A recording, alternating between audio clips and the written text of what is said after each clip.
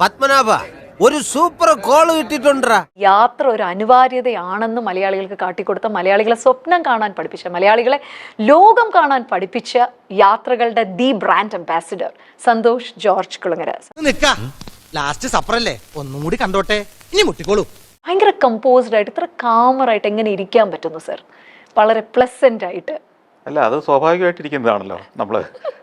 നിങ്ങൾ എന്തെങ്കിലും പ്രശ്നം ഉണ്ടാക്കിയാലേ ഞാൻ കാമല്ലാതാവണ്ടുള്ളൂ. അപ്പൊ തുടങ്ങിക്കഴിഞ്ഞല്ലേ?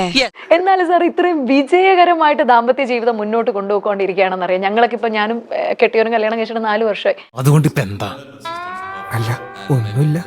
ഞങ്ങളുടെ ഈ ഏജിലുള്ള കല്യാണം കഴിക്കുന്നവരോട് സാറിന് ഒരു അഡ്വൈസ് തരാൻ പറഞ്ഞ സാർ എന്തായിരിക്കും തരിക? ഇപ്പൊ എൻ്റെ അടുത്താണെങ്കിലും എന്നെ പോലെയുള്ള കുട്ടികളുടെ അടുത്താണെങ്കിലും. നിങ്ങളെപ്പോലുള്ള കുട്ടികളോട് കല്യാണം കഴിക്കേണ്ടതേ ഞാൻ പറയുള്ളൂ. എന്താ സാർ അങ്ങനെ? അല്ല, നിങ്ങൾ കല്യാണം കഴിച്ചില്ലെങ്കിലും ഈ ഭൂമിക്ക് പ്രത്യേകിച്ച് പ്രശ്നങ്ങളൊന്നും ഉണ്ടാകാൻ പോകുന്നില്ല. ഈ കേരളത്തിൽ വലിയ പ്രശ്നങ്ങളൊന്നും ഉണ്ടാകാൻ പോകുന്നില്ല. സമൂഹത്തിലൊരു പ്രശ്നം ഉണ്ടാകാൻ പോകുന്നില്ല. അപ്പോൾ നിങ്ങൾ കഴിച്ചില്ലെങ്കിലും ഞങ്ങൾക്കൊന്നും ഒരു കുഴപ്പമില്ല. സാറ് പറഞ്ഞത് ഞാൻ വേറൊരു രീതിയിലാണ് വായിച്ചത്. നിങ്ങൾ കല്യാണം കഴിച്ചില്ലെങ്കിലും ഞങ്ങളെ പോലുള്ള ആണുങ്ങൾക്കൊന്നും ഇവിടെ സംഭവിക്കാൻ പോകുന്നില്ല, അത്രയും ശല്യം ഞങ്ങൾക്ക് കുറഞ്ഞിരിക്കും. അതാണോ സാർ? എങ്ങനെ വേണേലും വായിച്ചോളൂ. ഇത്രയും ഞാൻ സാറിന്റെ പേഴ്സണൽ പ്രണയത്തെ പറ്റി ചോദിച്ച സാർ അധികം ഇന്റർവ്യൂസിൽ പ്രണയത്തെ പറ്റി ഇങ്ങനെ പറഞ്ഞ് ഞാൻ കേൾക്കാറില്ല. കൂടുതൽ യാത്രകളിലാണ് സാർ ഫോക്കസ് ചെയ്യുന്നത്. അല്ല, ഞാൻ പ്രണയത്തിന്റെ പേരിൽ അറിയപ്പെടുന്ന ഒരാളല്ലല്ലോ. അതുകൊണ്ട് അതിനെക്കുറിച്ച് ഒത്തിരി പറയേണ്ട കാര്യമില്ലെന്ന് എനിക്കറിയാം. അത് ഞങ്ങളുടെ സ്വകാര്യമായ വിഷയങ്ങളാണ്. ഞാൻ പ്രണയിക്കുന്നത് എങ്ങനെയാണ്, ആ പ്രണയത്തിലെ ഓരോ സെക്കൻഡും എങ്ങനെയാണ്, ഇതൊക്കെ നാട്ടുകാരോട് പറയേണ്ട കാര്യമുണ്ടെന്ന് എനിക്ക് തോന്നിയിട്ടില്ല.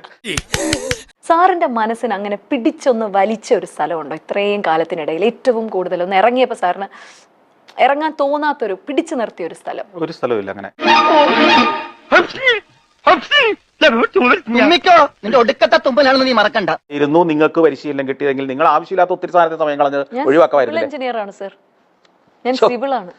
സിവിൽ എഞ്ചിനീയറിംഗ് 4 വർഷം പഠിച്ച് സൈറ്റിലൊക്കെ നിന്ന് പണിയെടുത്ത ഒരാളാണ് സർ ഞാൻ. ആര് പറയുന്നു? ഞാൻ കേട്ടിട്ടില്ലല്ലോ. അസൂയ കൊണ്ട് പലരും പറയാറില്ല, അതുകൊണ്ട് ഞാൻ സ്വയം പറയുന്നു. സാർ പറയുമ്പോ എനിക്കാണ് ഫയർ തോന്നുന്നത്. ശരിയാണ് സാർ പറഞ്ഞാൽ, എനിക്കൊരു 16ാമത്തെ വയസ്സ് തൊട്ട് ഇതിന്റെ നർച്ചറിംഗ് ആണ് കിട്ടിയിരുന്നെങ്കിൽ മേ ബി വേറൊരു ലെവലിലേക്ക് നമുക്കൊക്കെ സ്റ്റെപ്പ് ചെയ്യാൻ നേരത്തെ പറ്റുമായിരുന്നു.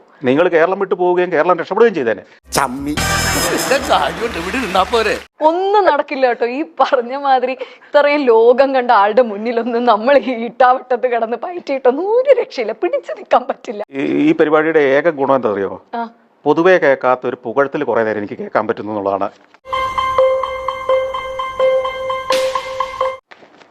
സാറേ, എനിക്കൊരു വട്ടപ്പേരുണ്ട്.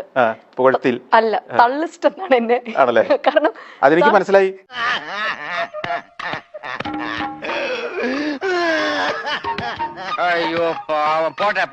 ആദ്യത്തെ ചോദ്യം ഇതാണ്, ഇനി ഒരിക്കലും പോകില്ല എന്ന് ഉറപ്പിച്ചൊരു സ്ഥലം?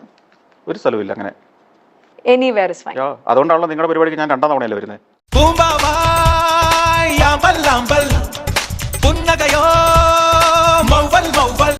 കിട്ടേണ്ടതൊക്കെ കിട്ടിയല്ലോ, സമാധാനമായല്ലോ. ഇനി സ്വസ്ഥമായിട്ട് വണ്ടി റോഡിൽ പോട്ടെ.